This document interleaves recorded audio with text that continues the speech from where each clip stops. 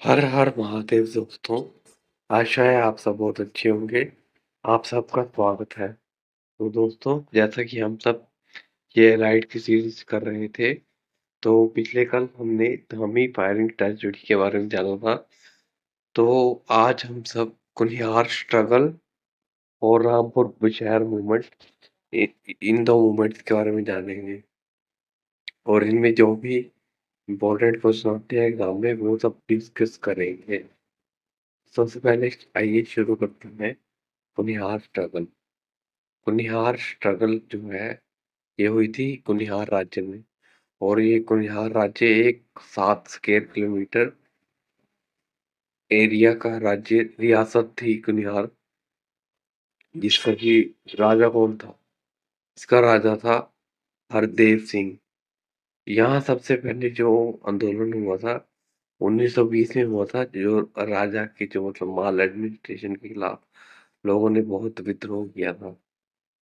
तो राणा हरदेव सिंह जी ने क्या किया, इन्होंने लोगों को अरेस्ट कर दिया और जेल में डाल दिया कई लीडर्स को।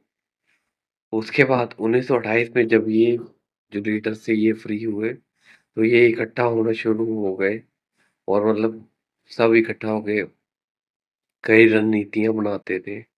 और 1939 में कुनिहार प्रजामंडल को बनाया गया। और इसके दो कुनिहार प्रजामंडल के दो मुख्य नेता कौन थे? एक थे बाबू कांशीराम जी और दूसरे थे गौरी शंकर।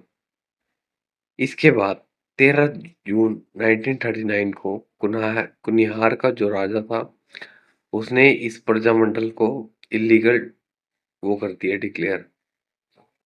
उसके बाद 8 जुलाई 1939 को मंडल ने अपनी कुछ डिमांड्स रखी कि जो आपने पॉलिटिकल वर्कर पकड़े हैं उन्हें रिहा कर दिया जाए, फ्री पॉलिटिकल वर्क। और दूसरा, लैंड टैक्स 25% डिक्रीज, यानी भूमि पे 25% कर को कम कर दिया जाए। तीसरा, प्रजामंडल पर लगा सरकारी दमन को भी समाप्त किया जाए। चौथा, सुधार कमेटी का गठन किया जाए। तो ये सब अपनी मांगे रखी इन्होंने राजा के सामने, और राणा ने ये एग्री कर लिया। इनकी मतलब जो भी इनकी डिमांड थी उन्हें मान लिया। और 9 जुलाई 1939 को ये मीटिंग शुरू हो गई राणा और इसके कुछ प्रमुख नेताओं के बीच में। तो यही आपको मेन याद रखना है कुनिहार स्ट्रगल में। मेनली कौन पे कौन राणा थे 1920 के टाइम पे, हरदेव सिंह। बाकी कुछ ज्यादा नहीं है इसमें। और बाकी अब हम करते हैं रामपुर बुशहर मूवमेंट। तो रामपुर बुशहर राज्य रियासत हुआ करती थी, बहुत बड़ी रियासत। शिमला, जो आपको पता है शिमला में आता है रामपुर, तो वहीं पे होती थी, होती थी रामपुर बुशहर रियासत। और ये बुशहर अब भी शिमला में ही है, बहुत बढ़िया जगह है। तो रामपुर बुशहर मूवमेंट में क्या हुआ, तो इसमें आपको एक तो दूजम मूवमेंट याद रखना है। तो जो क्या हुआ था 1906 में हुआ था ये दूजम मूवमेंट। 1906 में कर्मचारियों के विरुद्ध असहयोग आंदोलन किया गया था, जिसको नाम दिया गया था दूजम आंदोलन।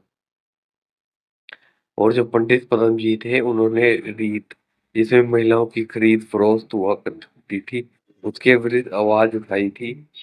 वह छुआछूत व बाल विवाह के विरुद्ध भी आवाज उठाई थी, क्योंकि आपको पता है कि पुराने टाइम में ये कितनी फैली हुई थी घटनाएं, जो कि बहुत अच्छी बात नहीं है। उसके बाद कोटगढ़ में सत्यनारायण स्टोक ने व्यवहार के खिलाफ आंदोलन शुरू किया।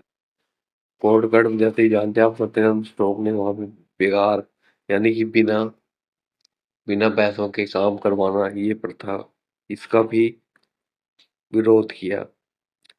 और 1939 को हिमाचल रियासती प्रजामंडल बनी। इसके मेन संस्थापक कौन थे? चिरंजीव लाल वर्मा, भगवंत होता, पंडित पद्मदेव, गोविंद सिंह, ज्ञानचंद टोटू, सूरज प्रकाश, देवीदास मुसाफिर, भास्कर नंद, मनसाराम चौहान, हीरा सिंह पाल और सीताराम एटसेट्रा। ये सबसे इन सबने मिलके किया था। और 1939 में एक और इम्पोर्टेंट मूवमेंट भी है, ये भी आपको याद रखना है, वो है भाई दो ना भाई दो।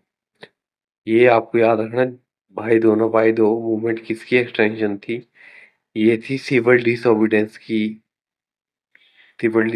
मूवमेंट की एक्सटेंशन। इसमें यानी कि जो ब्रिटिश जो सेना थी उनको ना तो कोई भाई मतलब कि ना कोई व्यक्ति देने थे काम करने के लिए, और ना कोई पैसे देने थे, उनकी सहायता नहीं करनी थी उन्होंने इस मूवमेंट में।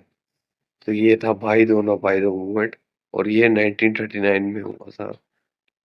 तो दोस्तों, आज की वीडियो इतनी ही रहेगी, छोटी सी वीडियो थी। आशा है आपको ये वीडियो अच्छी लगी होगी और आपने इस वीडियो को एंजॉय किया होगा। Thank you.